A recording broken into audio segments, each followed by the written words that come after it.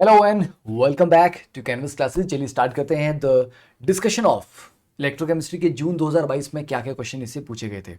पहला क्वेश्चन वैसे थोड़ा सा बाउंसर है, इलेक्ट्रोकेमिस्ट्री का डायरेक्टली नहीं है, पर क्योंकि ऑक्सीडाइजिंग एजेंट के बारे में था तो आई थॉट कि चलो इसको भी इलेक्ट्रोकेमिस्ट्री में ही निपटा देते हैं।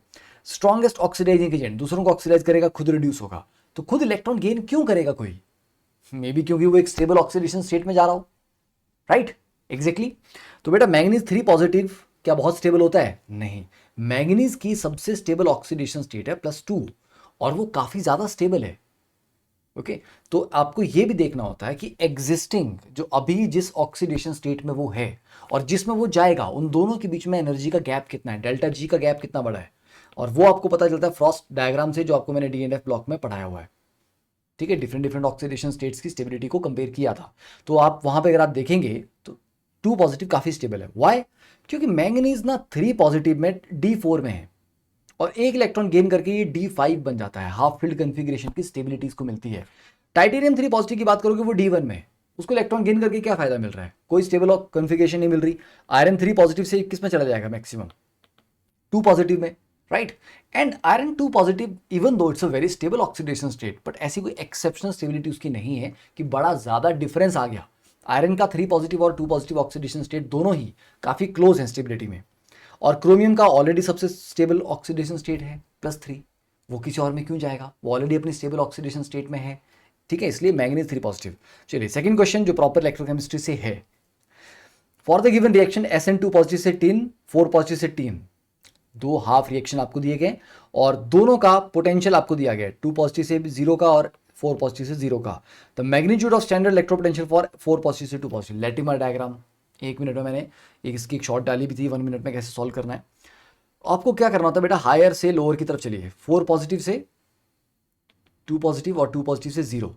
ठीक है, फिर उसके बाद क्या बताया था मैंने, क्या करना है यहाँ पे N1E1, 4 से 2 जाने में कितने इलेक्ट्रॉन लगे? 2 इलेक्ट्रॉन। 2 से 0 में 2 इलेक्ट्रॉन्स, तो 4 से 2 के लिए जो पूछा गया आपको दैट इज E, क्योंकि वो अननोन है। 2 से 0 के लिए कितना है? तो 2 से 0, अरे उसको चलो यार E1 ले लेते हैं, चलो 2 से 0 दिया तो है -0.140, और 4 से 0 का कितना दिया है? इसमें टोटल 4 इलेक्ट्रॉन्स लग रहे हैं एंड इसका पोटेंशियल दिया गया है 0.010। मैंने आपको बताया था first half plus second half is equal to total, है ना? मतलब A से B गए, B से C गए, तो A से B प्लस B से C is equal to A to C।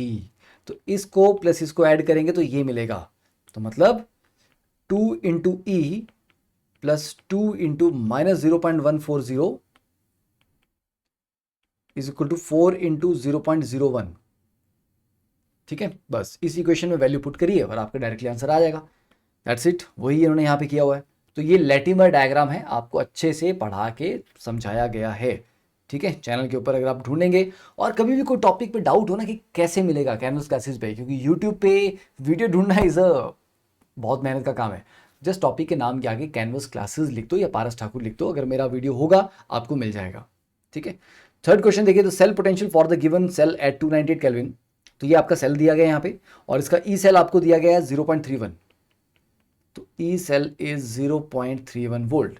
The pH of the acidic solution is found to be 3, तो H पॉजिटिव कंसंट्रेशन आपको दिया गया 10 raised to power -3, whereas the concentration copper 2 positive is 10 raised to power -x molar.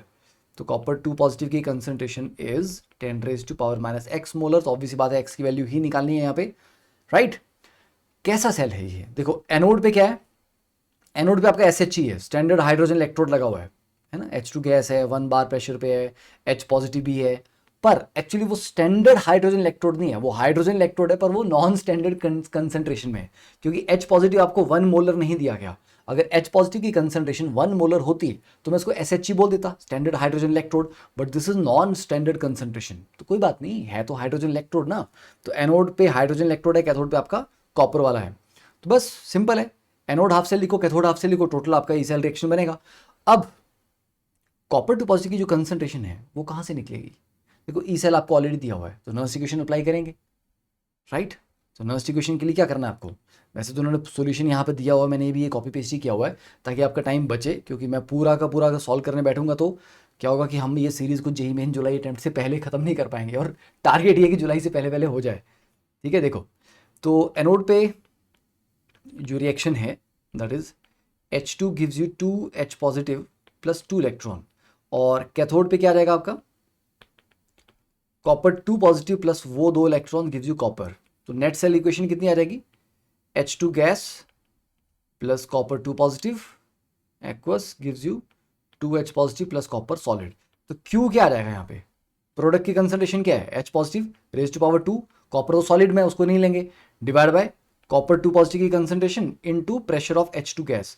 तो बेटा pressure of H2 तो वैसे 1 है, 1 बार है, तो उसको कंसिडर नहीं करना है, और ये H पॉजिटिव की कंसंट्रेशन 10 रेज टू पावर -3 थी, तो -6 हो जाएगी इसका स्क्वायर करके, राइट। तो यहाँ से कॉपर 2 पॉजिटिव की जो कंसंट्रेशन है वही बची unknown.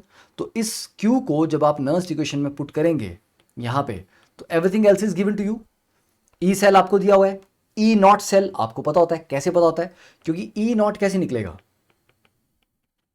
E naught cell is E naught cathode minus anode, right.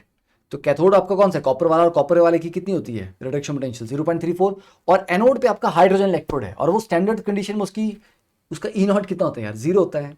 तो ऑब्वियसली बात है E naught of cell is E naught cathode 0.34, बस वैल्यू पुट करो, बाकी का सारा डेटा सॉल्व करके आपके सामने सिंपल नर्स्ट इक्वेशन बताया था मैंने खजूरों तुम लोगों को, अभी 2 दिन पहले कि कल ही डाला है नर्स्ट इक्वेशन का वीडियो, उसको देख भी लेना एक बार कि क्या क्या गलतियां बच्चे करते हैं नर्स्ट इक्वेशन में। नेक्स्ट क्वेश्चन देखिए, fourth question, dilute solution of sulphuric acid is electrolysed, ये वाला भी करवा चुका हूं मैं, ठीक है। कल जो मैंने फैराडेज लॉ और कंडक्टेंस ऑफ इलेक्ट्रोलाइट्स वाला 2 वीडियोस बनाए थे 50 कॉन्सेप्ट वाले पे, उस पे, ठीक है, कि आप एसिडिक सॉल्यूशन का मतलब यार पानी का इलेक्ट्रोलिसिस करोगे, स्लाइटली एसिडिक उसको रखते हैं ताकि उसकी कंडक्टेंस रहे, कंडक्ट कर सके वो।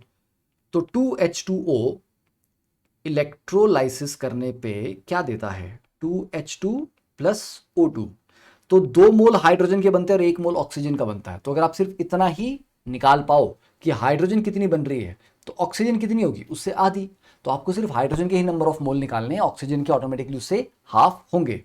तो देखो हाइड्रोजन कैसे निकलेगा, 2H positive plus 2 electron gives you H2, मतलब 1 मोल H2 बनाने के लिए 2 मोल इलेक्ट्रॉन्स की आवश्यकता होती है।